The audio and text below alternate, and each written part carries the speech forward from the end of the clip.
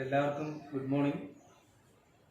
ടാലന്റിന്റെ +1 mathematics online ക്ലാസ്സിലേക്ക് എല്ലാവർക്കും സ്വാഗതം.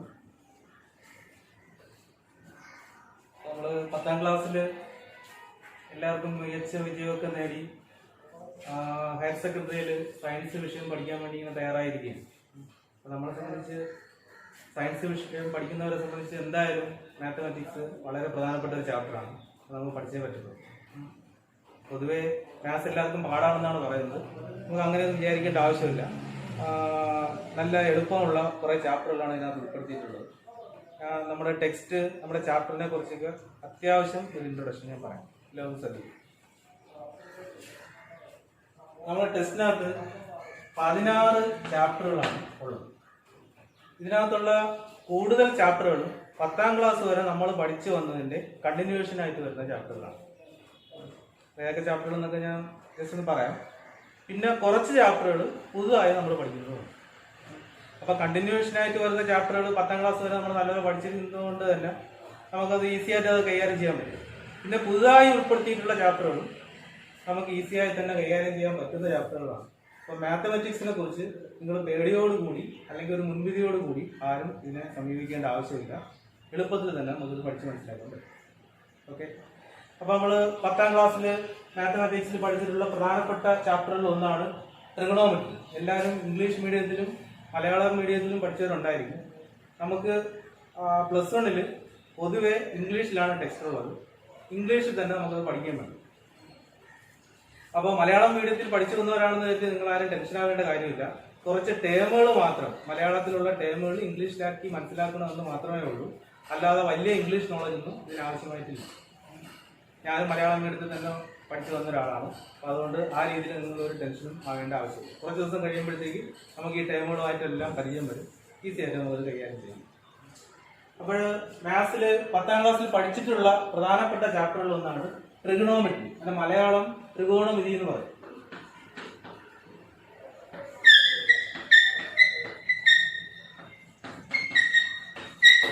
ഈ ട്രിഗണോമെട്രി എന്ന് പറയുന്ന ചാപ്റ്റർ +1 മാത്സിലെ ഏറ്റവും ഇമ്പോർട്ടന്റ് ആയ ചാപ്റ്ററുകളാണ്. അത് വളരെ ഡീറ്റെയിൽഡ് ആയിട്ട് തന്നെ നമുക്ക് ഇതിനകത്ത് പഠിക്കാനുണ്ട്. അപ്പൊ അത് നമുക്ക് പഠിക്കേണ്ടത്. പിന്നെ നമ്മൾ 10ാം ക്ലാസ്സിൽ പഠിച്ചിട്ടുള്ള മറ്റൊരു ചാപ്റ്ററാണ് ക്വാഡ്രാറ്റിക് ഇക്വേഷൻ.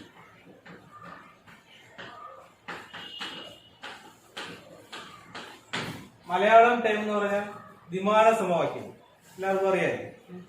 അപ്പോൾ അതിനെക്കുറിച്ച് നമ്മൾ 10ാം ക്ലാസ്സിൽ എവിടെയാണോ പഠിച്ചു നിർത്തിയത് അതിന്റെ തുടർച്ചയായിട്ടുള്ള ഭാഗം കോംപ്ലക്സ് നമ്പേഴ്സ് എന്ന് പറയുന്ന ചാപ്റ്ററിൽ നമ്മളിവിടെ പഠിക്കും. അപ്പൊ അതും നിങ്ങൾക്ക് ഈസി ആയിട്ട് കൈകാര്യം ചെയ്യാൻ പറ്റുന്ന ഒരു ചാപ്റ്ററാണ്.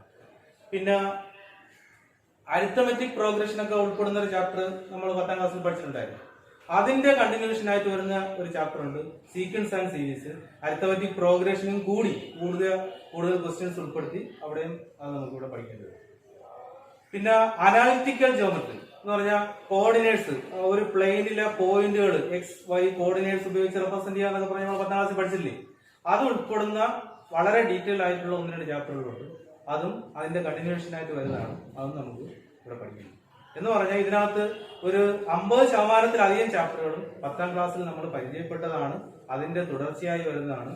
നമുക്കത് ഈസി ആയിട്ട് പഠിക്കാൻ പറ്റും. പിന്നെ വളരെ കുറച്ച് ചാപ്റ്ററുകൾ മാത്രം പുതിയതായി നിങ്ങൾ കേൾക്കുന്നതും പഠിക്കുന്നതും. അങ്ങനെ 16 ചാപ്റ്ററുകളാണ് ഉള്ളത്. പ്ലസ് 10ാം ക്ലാസ്സിൽ നമ്മൾ പ്രോബബിലിറ്റി പഠിച്ചിട്ടുണ്ടെന്ന് തോന്നുന്നു. അതിന്റെ തുടർച്ചയായിട്ട് പ്രോബബിലിറ്റി എന്ന് പറയുന്ന ചാപ്റ്റർ +1 +2 ഉണ്ട്. അതുപോലെ സ്റ്റാറ്റിസ്റ്റിക്സ് നമ്മൾ 10ാം ക്ലാസ്സിൽ പഠിച്ചതാണ്. അതിന്റെ തുടർച്ചയായി തന്നെ ഇവിടെ സ്റ്റാറ്റിസ്റ്റിക്സ് ഉണ്ട്, ടേബിളൊക്കെ വരച്ച് അതും നമുക്ക് ഈസി ആയിട്ട് പഠിക്കാൻ പറ്റും. അപ്പോഴും 10ാം ക്ലാസ്സിൽ പഠിച്ച ചാപ്റ്ററുകളുണ്ട്, പുതിയ ചാപ്റ്ററുകൾ. നമുക്ക് 80 മാർക്കിന്റെ ക്വസ്റ്റ്യൻ ആണ് വരുന്നത്. ക്വസ്റ്റ്യന്റെ പാറ്റേൺ ഒക്കെ നമ്മൾ ഇതുവരെ പഠിച്ചു വന്നതിൽ നിന്ന് ചില വ്യത്യാസമാണ്. അത് നമ്മൾ പഠിച്ചു വരുമ്പോഴും ഓരോ ക്വസ്റ്റ്യൻസും പരിചയപ്പെടുന്നതനുസരിച്ച് അത് മനസ്സിലായിക്കോളും. അപ്പോൾ നിങ്ങൾ മലയാളം മീഡിയത്തിൽ പഠിച്ചു വന്നവരായാലും ഇംഗ്ലീഷ് മീഡിയത്തിൽ പഠിച്ചു വന്നവരായാലും CBSEയിൽ പഠിച്ചു വന്നവരായാലും സ്റ്റേറ്റ് സിലബസിലുള്ളവരായാലും അതിന്റെ എല്ലാം തുടർച്ചയായി വരുന്ന ഭാഗങ്ങളാണ് +1 മാത്തമാറ്റിക്സിൽ നമുക്ക് കൈകാര്യം ചെയ്യണം. ഓക്കെ, അപ്പൊ ഇതിനകത്ത് ഒന്നാമത്തെ ചാപ്റ്റർ എന്ന് പറഞ്ഞാൽ ചാപ്റ്ററിന്റെ പേര്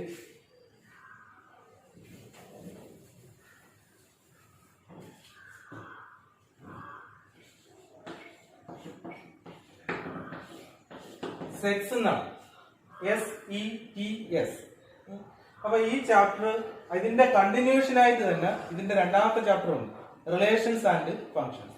അപ്പൊ ഈ 2 ചാപ്റ്ററുകൾ +1 മാത്തമാറ്റിക്സിൽ നമുക്ക് പുതുതായി പഠിക്കേണ്ട ഭാഗത്ത് ഉൾപ്പെടുന്നു. അപ്പൊ ആ ഭാഗം നമുക്കൊന്ന് പഠിച്ചു തുടങ്ങാം. അത്യാവശ്യം കുറച്ച് പോയിന്റ്സുകൾ മാത്രം പറയാം. എല്ലാവരും ക്ലാസ്സിലായിട്ടില്ല എന്നാണ് ഞാൻ മനസ്സിലാക്കുന്നത്. കുറച്ച് കാര്യങ്ങൾ പറയാം. ആവശ്യമുള്ള പോയിന്റുകളൊക്കെ നിങ്ങൾ കുറിച്ച് വെക്കുക. എന്തെങ്കിലും സംശയം ഉണ്ടെങ്കിൽ ലാസ്റ്റിൽ നിങ്ങൾ ചോദിക്കും. അപ്പൊ ചാപ്റ്ററിന്റെ പേരെന്ന് പറഞ്ഞാൽ സെറ്റ്സ്. അപ്പൊ എന്താണ് സെറ്റ് എന്ന് പറഞ്ഞാൽ? സെറ്റ് അതിന്റെ മലയാളം മീനിങ് എന്തിനാണ്? സെറ്റ് എന്ന് പറഞ്ഞാൽ മലയാളത്തില് അതിന്റെ മീനിങ് കൂട്ടം എന്നാണ്. അപ്പൊ നമ്പർ സെറ്റുകളെ കുറിച്ച് അഥവാ നമ്പേഴ്സിന്റെ കൂട്ടത്തെയും അതിന്റെ പ്രത്യേകതയെയും കുറിച്ചാണ് നമ്മൾ ഈ ചാപ്റ്ററിൽ പഠിക്കുന്നത്. ഓക്കെ, അപ്പോൾ മാത്സിൽ നമ്മൾ സെറ്റ് എന്ന് പറയുന്നത് എങ്ങനെയെങ്കിലും ഉള്ള കൂട്ടത്തെ അല്ല റെപ്രസെന്റ് ചെയ്യുന്നത്. അതിന് പ്രത്യേകിച്ചൊരു കണ്ടീഷൻ ഉണ്ട്.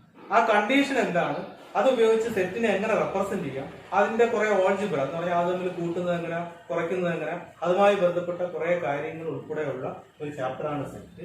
അതിന്റെ കണ്ടിന്യൂഷൻ ആയിട്ട് വരുന്ന ചാപ്റ്ററാണ് അടുത്ത ചാപ്റ്ററായ റിലേഷൻസ്. ഓക്കെ, അപ്പൊ ആദ്യം സെറ്റ്സ് എന്താണെന്ന് നോക്കാം. അപ്പൊ അതിന്റെ മലയാളം മീനിങ് കൂട്ടം ആണെന്ന് പറഞ്ഞു. അപ്പൊ ഞാൻ ഒരു എക്സാമ്പിൾ പറയണം. എണ്ണൽ സംഖ്യകളുടെ കൂട്ടുകൾ. എണ്ണൽ സംഖ്യ എന്ന് പറഞ്ഞാൽ അറിയാം, നമ്മൾ എണ്ണാൻ ഉപയോഗിക്കുന്ന സംഖ്യകൾ. നമ്മൾ സംഖ്യകളിൽ തന്നെ ആദ്യം പഠിച്ചത് എണ്ണൽ സംഖ്യകളെ കുറിച്ചാണ് ആണല്ലോ. അപ്പൊ അത് ഏതൊക്കെയാണ്? 1, 2, 3, 4 എക്സെട്ര. അപ്പോഴ് ഒരു ക്ലാസ്സിലോ അല്ലെങ്കിൽ നമ്മളിവിടെ പഠിക്കാതിരിക്കുന്ന ആരോടെയും എണ്ണൽ സംഖ്യകൾ ഏതൊക്കെയെന്ന് ചോദിച്ചാൽ നിങ്ങളുടെ എല്ലാവരുടെയും ആൻസർ 1, 2, 3, 4 എക്സെട്ര എന്നിങ്ങനെ ആണല്ലോ. ശരി, ഈ എണ്ണൽ സംഖ്യകൾ ഇംഗ്ലീഷ് നമ്മൾ എന്ത് ടേമാണ് പറയുന്നത്? അപ്പൊ ഇംഗ്ലീഷ് മീഡിയം മലയാളം മീഡിയത്തിൽ പഠിച്ചവർക്ക് ഇംഗ്ലീഷ് ടേം മനസ്സിലാവാൻ വേണ്ടി കൂടിയാണ് ഈ ടേമുകളും കൂടെ പ്രത്യേകിച്ചായിട്ട് പറയാൻ പോകുന്നത്. ശ്രദ്ധിക്കുക. അപ്പൊ എണ്ണൽ സംഖ്യകളെ നമ്മൾ ഇംഗ്ലീഷിൽ പറയുന്ന പേര് നാച്ചുറൽ നമ്പേഴ്സ് എന്നാണ്, അല്ലെങ്കിൽ നമ്മൾ കൗണ്ടിങ് നമ്പേഴ്സ് എന്ന് പറയും. ഓക്കെ, അപ്പോൾ മലയാളം മീഡിയത്തിൽ പഠിച്ചു വന്നവരുണ്ടെങ്കിൽ അത് ഐഡന്റിഫൈ ചെയ്യാൻ വേണ്ടി തൽക്കാലം കുറിച്ച് വെക്കുക. എണ്ണൽ സംഖ്യകളെ നമ്മൾ ഇംഗ്ലീഷിൽ പറയുന്ന പേര് കൗണ്ടിങ് നമ്പേഴ്സ് അഥവാ നാച്ചുറൽ നമ്പേഴ്സ്. അപ്പൊ എണ്ണൽ സംഖ്യകളുടെ ഒരു കൂട്ടം എഴുതാൻ പറയണം. നിങ്ങൾ എല്ലാവരും ആൻസർ ഇത് തന്നെയായിരിക്കും ആണല്ലോ. എന്തായിരിക്കും കാരണം? എല്ലാവരും ഈ ഒരൊറ്റ ആൻസർ തന്നെ എഴുതാനുള്ള കാരണം എന്തായിരിക്കും? ഈ നമ്പേഴ്സ് എന്ന് പറയുന്നത് വെൽ ഡിഫൈൻഡ് ആണ്. എന്ന് പറഞ്ഞാൽ കൃത്യമായി ഡിഫൈൻ ചെയ്തിരിക്കുന്ന അഥവാ നിർവഹിച്ചിട്ടുള്ള നമ്പേഴ്സ് ആണ്. അതുകൊണ്ട് തന്നെയാണ് ആരോടെ ചോദിച്ചാലും നാച്ചുറൽ നമ്പേഴ്സ് ഏതെന്ന് ചോദിച്ചാൽ 1, 2, 3, 4, 5 എക്സെട്ര ഇത് തന്നെ പറയും. ഇനി ഞാൻ പറയാണ് ഈവൻ നമ്പേഴ്സ് എഴുതുക എന്ന് പറയുന്നത്. ഈവൻ നമ്പേഴ്സ് എഴുതുക, പോസിറ്റീവ് ആയിട്ടുള്ള ഈവൻ നമ്പേഴ്സ് എഴുതുക. എന്താണ് ഈവൻ നമ്പേഴ്സ് എന്ന് പറയുന്നത്? മലയാളം ടൈം ഇരട്ട സംഖ്യകൾ 2ന്റെ മൾട്ടിപ്പിൾ ആയി വരുന്ന നമ്പേഴ്സ്. ഈവൻ നമ്പേഴ്സ്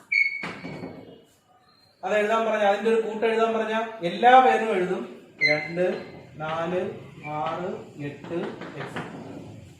ഇനി ഈവൻ നമ്പേഴ്സ് അല്ല, ഓഡ് നമ്പേഴ്സ് ആണ്. പോസിറ്റീവ് ഓഡ് നമ്പേഴ്സ് എഴുതാൻ പറയുന്നത്. ഓഡ് നമ്പേഴ്സ് എന്ന് പറഞ്ഞാൽ അറിഞ്ഞിടാത്തവർ ഓർമ്മിക്കുക, ഒറ്റ സംഖ്യകൾ. അതിനെ പറയുന്ന ഇംഗ്ലീഷ് ടൈമാണ് ഓഡ് നമ്പേഴ്സ്. അപ്പൊ ഓഡ് നമ്പേഴ്സ് എഴുതാൻ പറഞ്ഞാൽ എല്ലാവരുടെയും ആൻസർ 1, 3, 5 എക്സെട്ര ഇങ്ങനെ എഴുതാം. ഓക്കെ, ഇത് എല്ലാവരുടെയും ആൻസർ ഇതേപോലെ ഒരേപോലെ വരാനുള്ള കാരണം എന്താണ്? ഈ നമ്പേഴ്സ് എല്ലാം വെൽ ഡിഫൈൻഡ് ആയി. ഇങ്ങനെ വെൽ ഡിഫൈൻഡ് ആയിട്ടുള്ള collection of numbers or objects, അതിനെ വിളിക്കുന്ന പേരാണ് സെറ്റ്. അപ്പൊ എന്താണ് സെറ്റ് എന്ന് പറയുന്നത്?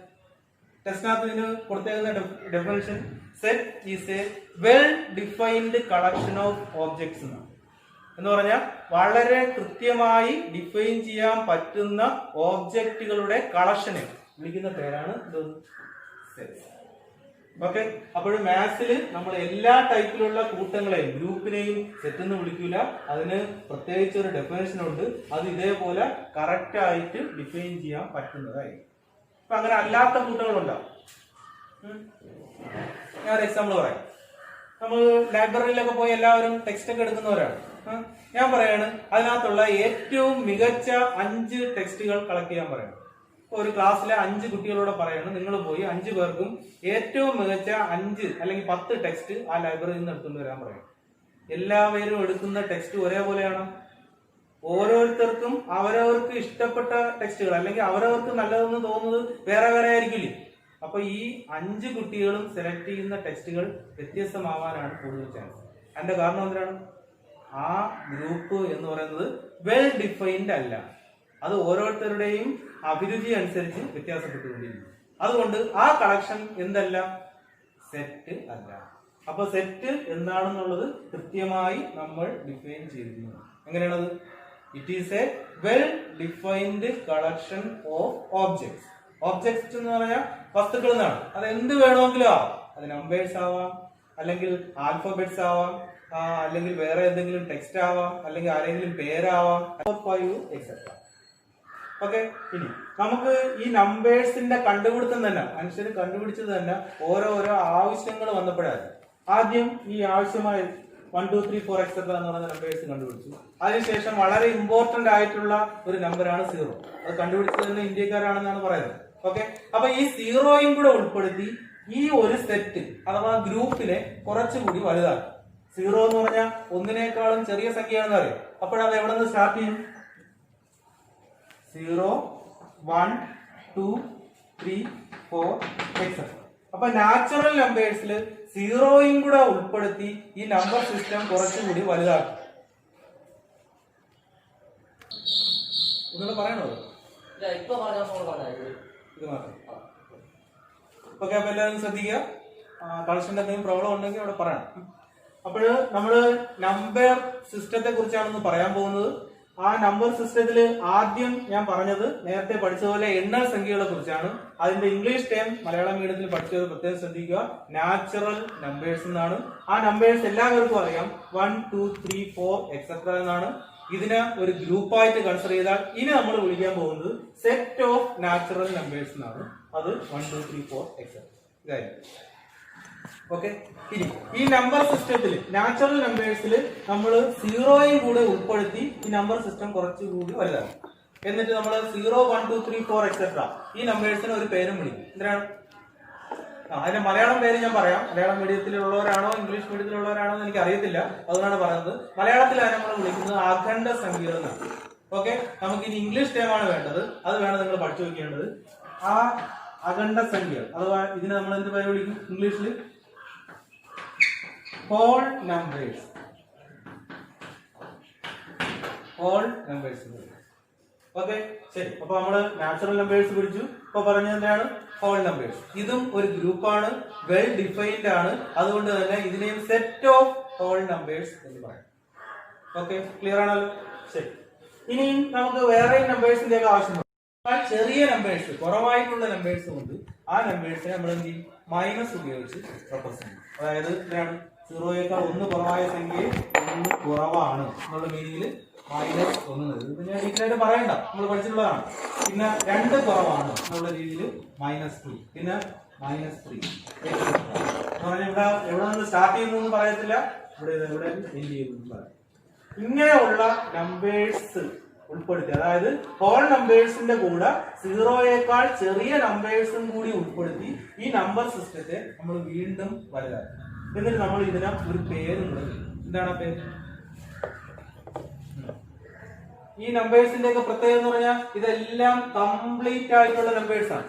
ഓക്കെ, ഇപ്പോ നമ്മൾ അറിയാവുന്നതാണ് 1.5 എന്ന് പറഞ്ഞാൽ അത് കംപ്ലീറ്റ് നമ്പറാണ്. 1 പിന്നെ ഒരു അരയും കൂടിയാണ് അതിനകത്തുള്ളത്. അപ്പൊ അത് കംപ്ലീറ്റ് നമ്പർ അല്ല. ഇങ്ങനെയുള്ള നമ്പേഴ്സ് എല്ലാം കംപ്ലീറ്റ് നമ്പേഴ്സ് ആണ്. ഇത് നമ്മൾ മലയാളത്തിൽ വിളിക്കുന്നത് പൂർണ്ണസംഖ്യകളാണ്. ഞാൻ പൂർണ്ണസംഖ്യ മലയാളം പേരും കൂടെ പറയാൻ കാര്യം അതിന്റെ മീനിങ് കൂടെ മനസ്സിലാകാൻ വേണ്ടിയാണ് പൂർണ്ണസംഖ്യകളാണ് വിളിക്കുന്നത്. പക്ഷേ ഇനി നമുക്ക് ഇതിന്റെ എല്ലാം ഇംഗ്ലീഷ് ടേമാണ് വേണ്ടത്. ഈ കംപ്ലീറ്റ് നമ്പേഴ്സ് അഥവാ പൂർണ്ണസംഖ്യകളുടെ ഇംഗ്ലീഷ് ടേം എന്ന് പറയുന്നത് എന്താണ്? ഇന്റിജേഴ്സ്. വളരെ ഇമ്പോർട്ടന്റ് ആയിട്ടുള്ളതാണ്. അപ്പൊ ആദ്യം പറഞ്ഞു നാച്ചുറൽ നമ്പേഴ്സ്, അത് വെൽ ഡിഫൈൻഡ് ആയിട്ടുള്ള ഗ്രൂപ്പാണ്. ഇനി നമ്മൾ അതിനെ സെറ്റ് ഓഫ് നാച്ചുറൽ നമ്പേഴ്സ് എന്ന് വിളിക്കും. ഇതിനകത്ത് സീറോയും കൂടെ ഉൾപ്പെടുത്തി ഈ സെറ്റിനെ കുറച്ചുകൂടി വലുതാക്കി അതിനെ വിളിക്കുന്ന നമ്മുടെ പേരാണ് ഹോൾ നമ്പേഴ്സ്. ഇതിന്റെ കൂടെ തന്നെ നെഗറ്റീവ് ആയിട്ടുള്ള നമ്പേഴ്സ് ഉണ്ട്. ഇത് പോസിറ്റീവ് ആയിട്ടുള്ള നമ്പേഴ്സ് അപ്പൊ നമുക്ക് അതിനെ മാറ്റാം. ഈ നെഗറ്റീവ് നമ്പേഴ്സും പോസിറ്റീവ് നമ്പേഴ്സും സീറോ എന്ന് പറയുന്നത് പോസിറ്റീവും നെഗറ്റീവും അല്ലാതെ നമ്മൾ ചെറിയ ക്ലാസ്സിലെ പഠിച്ചിട്ടുണ്ട്. ഈ നമ്പേഴ്സ് എല്ലാം കൂടെ ചേരുന്നത് ഇതെല്ലാം കംപ്ലീറ്റ് ആയിട്ടുള്ള നമ്പേഴ്സ് ആണ്. ഇത് നമ്മൾ മലയാളത്തിൽ പൂർണ്ണസംഖ്യകൾ എന്ന് പറയും. ഇംഗ്ലീഷ് ടേമാണ് നമുക്ക് വേണ്ടത്. അതിന്റെ പേര് ഇന്റിജേഴ്സ്. ഓക്കെ, അപ്പൊ ഇതിനെല്ലാം കൂടെ ഒരു വലിയ ഗ്രൂപ്പായിട്ട് അഥവാ സെറ്റ് ആയിട്ട് തന്നെ കൺസിഡർ ചെയ്യാം. അതുകൊണ്ട് ഇനി നമ്മൾ പറയുന്നത് സെറ്റ് ഓഫ് ഇന്റിജേഴ്സ് എന്നാണ്. ഓക്കെ, ഈ സെറ്റ് ഓഫ് ഇന്റിജേഴ്സ് തന്നെ 3 പാർട്ട് ആയിട്ടുണ്ട്.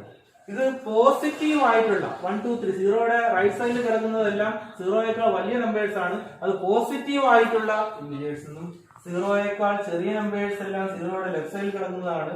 ഇത് നെഗറ്റീവ് ആയിട്ടുള്ള ഇന്റിജേഴ്സ് എന്നും. സീറോ എന്ന് പറയുന്നത് പോസിറ്റീവും അല്ല നെഗറ്റീവും അല്ല. അപ്പൊ ഇത് പോസിറ്റീവ് ഇന്റിജേഴ്സിന്റെ സെറ്റ് ആണ് എന്ന് പറയാം, ഗ്രൂപ്പാണ് എന്ന് പറയാം. ഇത് നെഗറ്റീവ് ഇന്റിജേഴ്സിന്റെ സെറ്റ് ആണ് അഥവാ ഗ്രൂപ്പാണ് എന്ന് പറയാം.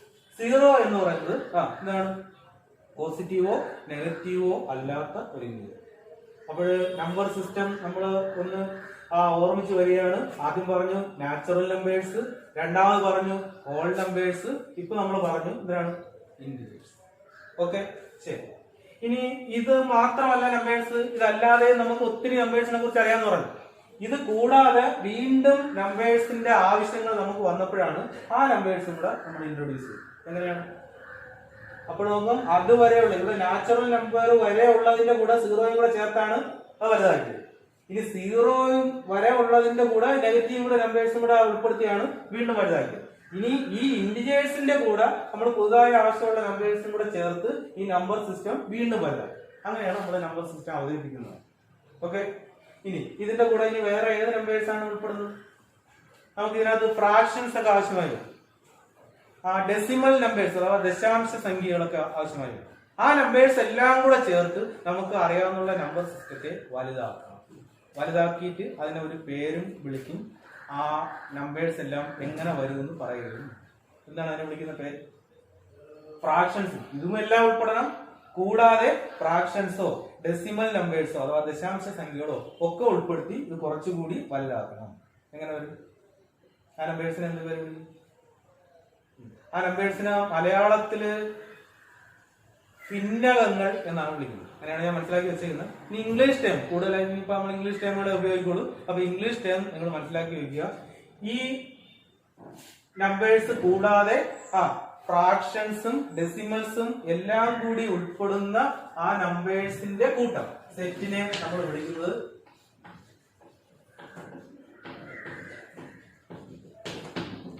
റാഷണൽ നമ്പേഴ്സ് എന്നാണ്.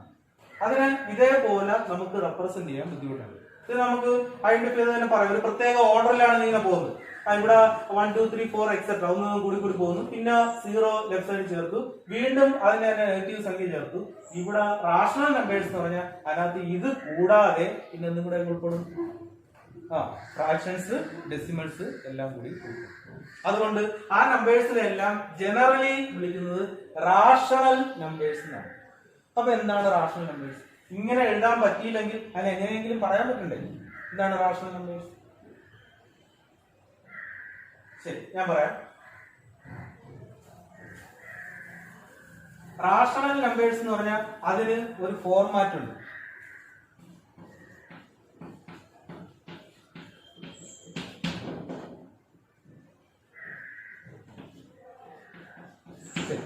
റാഷണൽ നമ്പേഴ്സ് എല്ലാം ഈ ഫോമിൽ എഴുതാൻ പറ്റുന്നതായിരിക്കും. പി ബൈ ക്യൂ എന്ന് പറയുന്ന ഫോമിൽ എഴുതാൻ പറ്റുന്ന എല്ലാ നമ്പേഴ്സിനെയും ജനറലി വിളിക്കുന്ന പേരാണ് rational number. P by Q എന്ന് എഴുതിയാൽ മാത്രം പോരാ, അതിനൊരു കണ്ടീഷനും കൂടെ ഉണ്ട്. എന്തിനാണ്? അവിടെ ക്യൂ എന്ന് പറയുന്നത് നോട്ട് ഈക്വൽ ടു 0 ആവണം. ഈ കണ്ടീഷൻ സാറ്റിസ്ഫൈ ചെയ്യുന്ന നമ്പേഴ്സുകളെ ജനറലി വിളിക്കുന്ന പേരാണ് റാഷണൽ നമ്പേഴ്സ്. നമുക്കറിയാവുന്ന എല്ലാ നമ്പേഴ്സിനെയും ഈ ഫോർമാറ്റിൽ എഴുതാൻ പറ്റുമോ? 1നെ അങ്ങനെ എഴുതാൻ പറ്റുമോ? എഴുതാൻ പറ്റും. എങ്ങനെ? 1നെ 1/1 എന്ന് എഴുതും. 2നെ എഴുതാൻ പറ്റുമോ? 2/1 എന്ന് എഴുതും. 3 എഴുതാൻ പറ്റുമോ? 3/1 എന്ന് എഴുതും. -5 എഴുതാൻ പറ്റുമോ? -5/1. അതുകൊണ്ട് തന്നെ നമുക്കറിയാവുന്ന ഇന്റിജേഴ്സും എന്ന് തന്നെയാണ് റാഷണൽ നമ്പേഴ്സ് ആണ്. കൂടാതെ 3/2 ഇങ്ങനെയൊക്കെ എഴുതാൻ പറ്റുന്ന എല്ലാ നമ്പേഴ്സും, ഇതൊക്കെ ഫ്രാക്ഷൻ ആണ്. അങ്ങനെ വരുന്നത് ഈ ഫ്രാക്ഷന്റെ തന്നെ മറ്റൊരു മെത്തേഡാണ് ഈ ഡെസിമൽ നമ്പേഴ്സ് എന്ന് പറയുന്നത്. ഇതെല്ലാം കൂടെ ഉൾപ്പെടുന്ന നമ്പേഴ്സിനെ ജനറലി വിളിക്കുന്ന പേരാണ് റാഷണൽ. മിക്കവാറും നമ്മൾ 10ാം ക്ലാസ് വരെ പഠിച്ചു വെച്ചിരിക്കുന്ന നമ്പേഴ്സ് എല്ലാം ഒരു 90% നമ്പേഴ്സും എന്ത് നമ്പേഴ്സ് ആണ്? റാഷണൽ നമ്പേഴ്സ് ആണ്. അതിൽ വളരെ കുറച്ച് നമ്പേഴ്സ് മാത്രമേ ഇങ്ങനെ എഴുതാൻ പറ്റാതെ ഉള്ളൂ. അതിനെ നമ്മൾ വിളിക്കുന്ന പേര് ഇർറാഷണൽ നമ്പേഴ്സ്. അല്ല, നമ്മൾ മലയാളത്തിൽ അഭിന്നകങ്ങൾ എന്ന് പറയും. അതിന് എക്സാമ്പിൾ പറയാം. √2 ഇറാഷണൽ നമ്പർ. √3 ഇത് ഇറാഷണൽ ആണെന്ന് പ്രൂവ് ചെയ്യുക എന്നൊക്കെ പറഞ്ഞൊക്കെ നിങ്ങൾ പഠിച്ചിട്ടുണ്ടായിരിക്കും, പ്രത്യേകിച്ച് തന്നെ ചെറിയ ക്ലാസ്സിൽ. ഏത് ക്ലാസ്സിലാണെന്ന് എനിക്ക് അറിയത്തില്ല. √2, √3 പോലുള്ള നമ്പേഴ്സ് എല്ലാം ഇറാഷണൽ നമ്പേഴ്സ്. അപ്പൊ നിങ്ങൾക്ക് സ്വാഭാവികമായും തോന്നുന്ന ഒരു സംശയമാണ്, √2നെ √2/1 എന്ന് എഴുതിക്കൂടെ? അതേപോലെ √3യെയും √3/1 എന്ന് എഴുതിക്കൂടെ? ഇപ്പൊ ഇത് p/q എന്നുള്ള ഫോമിലായല്ലോ.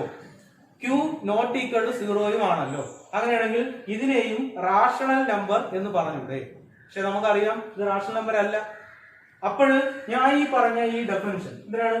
p/q എന്ന് പറയുന്ന ഫോർമാറ്റിൽ എഴുതാൻ പറ്റുന്നതും q നോട്ട് ഈക്വൽ ടു 0 ആയിട്ടുള്ള നമ്പേഴ്സിനെയാണ് റാഷണൽ നമ്പേഴ്സ് എന്ന് വിളിക്കുന്നത് എന്ന് പറഞ്ഞ ഡെഫിനിഷൻ കംപ്ലീറ്റ് ആയിട്ടില്ല. അതിനകത്ത് വീണ്ടും എന്തോ ചെറിയൊരു പ്രോബ്ലം കൂടെ. എന്തിനാണ് ആ പ്രോബ്ലം? എങ്ങനെയെങ്കിലും ഉള്ള p/q വന്നാൽ പോരാ, അവിടെ പിയും ക്യൂവും ഇന്റിജേഴ്സ് തന്നെ ആയിരിക്കും. എങ്ങനെ ആയിരിക്കണം?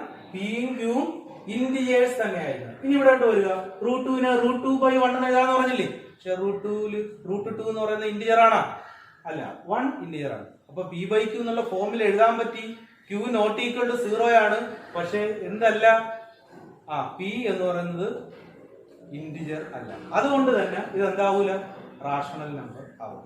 അപ്പോൾ റാഷണൽ നമ്പറിന്റെ ഡെഫിനിഷൻ കറക്റ്റ് ആയിട്ട് ഓർമ്മിച്ചു വെക്കുക. A number of the form. ഇംഗ്ലീഷിൽ ഇനി പഠിക്കാൻ ശ്രമിക്കുക. എങ്ങനെയാണ്? Rational number is a number. അത്യാവശ്യം കുറിക്കുന്നവർ കുറിക്കുക. Rational number is a number of the form p/q.